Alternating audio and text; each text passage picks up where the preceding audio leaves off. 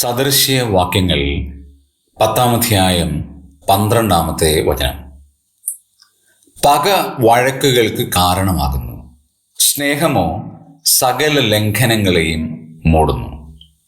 രണ്ട് വാക്കുകൾ, രണ്ട് പ്രതിഫലനങ്ങൾ, രണ്ട് തീരുമാനങ്ങൾ.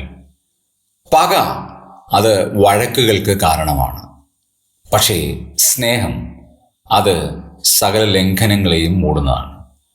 പക വഴക്കുകൾക്കാണ് കാരണം, എന്നാൽ സ്നേഹം ലംഘനങ്ങളെ മൂടുകയാണ്.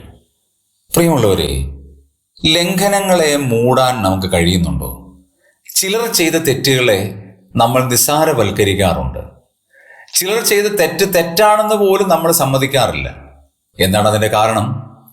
സ്നേഹമുള്ളത് കൊണ്ടാണ്. ആ ലംഘനത്തെ നാം മനഃപൂർവ്വം മൂടുകയാണ്.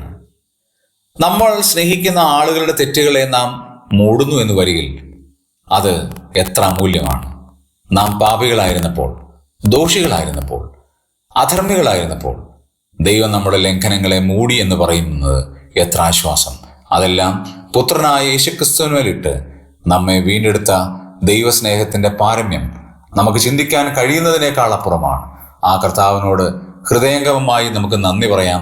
ദൈവത്തെ നമുക്ക് സ്തുതിക്കാം.